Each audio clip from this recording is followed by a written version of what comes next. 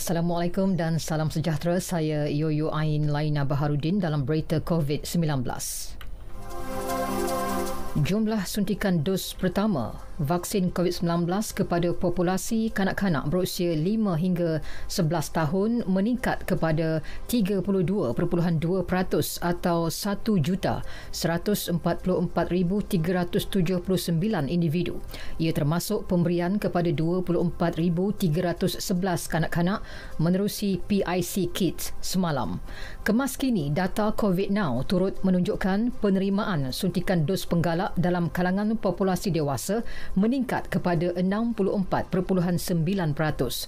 Dengan 20,170 suntikan itu diberikan semalam, jumlah penerima dos penggalak kini mencecah 15,259,493 individu.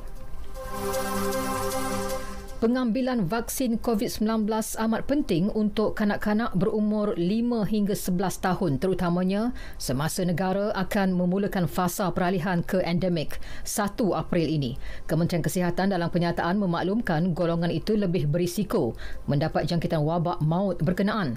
Ini dapat dibuktikan apabila kadar kemasukan kanak-kanak ke unit rawatan rapi pediatrik akibat COVID-19 meningkat sebanyak 94% untuk kesemua kategori 3 hingga 5. Lebih membimbangkan apabila berlaku peningkatan ketara untuk kategori 4 iaitu sebanyak 200%, diikuti kategori 5 sebanyak 125%.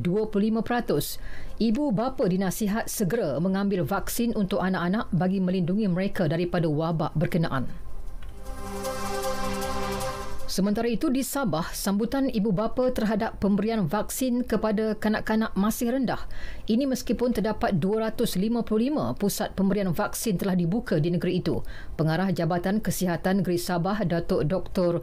Rosnani Mudin berharap ibu bapa lebih peka mengenai pemberian vaksin terhadap anak-anak mereka sebagai perlindungan daripada virus COVID-19, terutama menjelang pembukaan sesi persekolahan.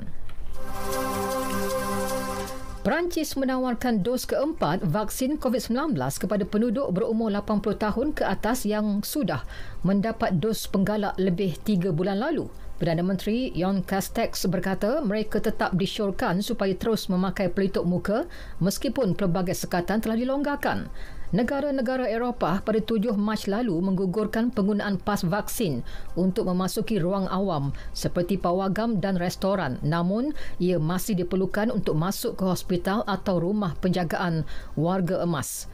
Perancis kini merekodkan jangkitan COVID-19 melepasi 23 juta kes dengan lebih 140,000 kematian. Sekian berita yang disunting oleh Jalaluddin Baharin dari Pusat Berita RTM. Assalamualaikum dan salam keluarga Malaysia.